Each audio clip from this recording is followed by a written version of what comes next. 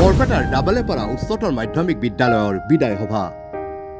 High school শিক্ষান্ত পৰীক্ষা আৰু উচ্চতৰ মাধ্যমিকৰ চূড়ান্ত পৰীক্ষাত অৱতীৰ্ণ হ'ব লগা ডাবালেপাৰা উচ্চতৰ মাধ্যমিক বিদ্যালয়ৰ ছাত্ৰ ছাত্ৰীসকলক বিদায় জনোৱাৰ উদ্দেশ্যে আজি বিদ্যালয়খনৰ প্ৰাংগণত অনুষ্ঠিত হয় বিদায় সভা। বিদ্যালয় পৰিচালনা সমিতিৰ সভাপতি সাইফুদ্দিন আহমেদৰ সভাপতিত্বত অনুষ্ঠিত সভাখনত বিশিষ্ট অতিথি হিচাপে উপস্থিত থাকে মিলনজ্যোতি ছিনিয়ৰ ছেকেণ্ডাৰী স্কুলৰ অধ্যক্ষ বাবুলুৰ ৰহমান, হাউলী উচ্চতৰ মাধ্যমিক বিদ্যালয়ৰ অধ্যক্ষ কমল কুমাৰ দাসে।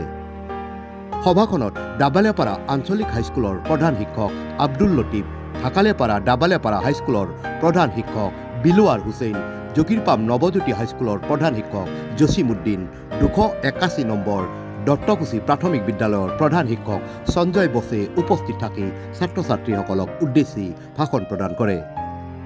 গাম্ভীৰ্যপূৰ্ণ সভাখনত বিদ্যালয়খনৰ অধ্যক্ষ জাকিৰ হুছেইন চিকদাৰ, উপাধ্যক্ষ নিজামুদ্দিন মল্লিক, 1361 নম্বৰ টি ৰাম ঢাকালেপাৰা প্ৰাথমিক বিদ্যালয়ৰ প্ৰধান শিক্ষক চকিবুল ইছলাম, পশ্চিম বৰবালা প্ৰাথমিক বিদ্যালয়ৰ প্ৰধান শিক্ষক আব্দুল লতিফ হুছেইন, অৱসৰপ্ৰাপ্ত শিক্ষক আব্দুল বাতিন ছিদ্দিকী, সাংবাদিক পুলান্দ দাসৰ লগতে কেইবাগৰাকী বিশিষ্ট ব্যক্তি উপস্থিত থাকে। উল্লেখ্য যে ডাবালেপাৰা উচ্চতৰ মাধ্যমিক বিদ্যালয়ৰ পৰা এইবাৰ হাইস্কুল শিক্ষান্ত পৰীক্ষাত 65 গৰাকী আৰু উচ্চতৰ মাধ্যমিকৰ চূড়ান্ত বৰ্ষৰ পৰীক্ষাত 49 গৰাকী ছাত্ৰ ছাত্ৰী অৱতীৰ্ণ হ'ব। সন্মুখত এখন যুঁজ আছে, মহাৰণ, খেল মহাৰণ, সাংস্কৃতিক মহাৰণ, এইবিলাক তোমালোকে অংশগ্ৰহণ কৰিছা।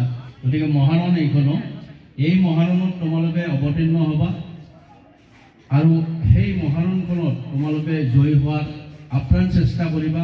ইতিমধ্যে তোমালোকৰ পঢ়া শুনা বা যিখিনি প্ৰস্তুতি সেইখিনি সমাপ্ত হৈছে বুলিয়ে ধৰিব লাগে।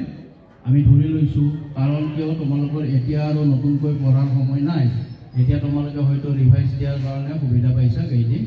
যে নহওক থুলমূলকৈ জোকিয়াই চাবা নিজৰ কোৰ্চখিনি আৰু বিৰাট ডাঙৰ এটা চেলেঞ্জ বুলি ধৰি ল'বা।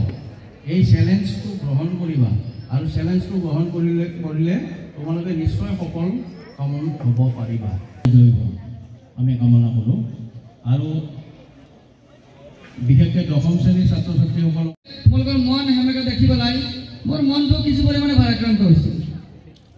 তো মই তোমালোকক আহ্বান জনাইছোঁ যে আমি শিক্ষক শিক্ষয়িত্ৰীসকল তোমালোকৰ কাৰণে আমাৰ বেলেগ কোনো কাম নাই।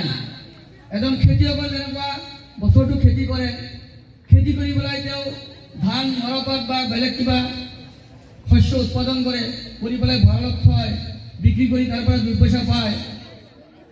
ঠিক তেনেকুৱাকৈ আমি শিক্ষক শিক্ষয়িত্ৰীসকলৰ আমাৰ কি, তোমালোক আমাৰ খেতি, তোমালোক আমাৰ ভঁৰাল, তোমালোকৰ উন্নতি দেখাবলৈ আমাৰ মন প্ৰাণ উফন্দি উঠে।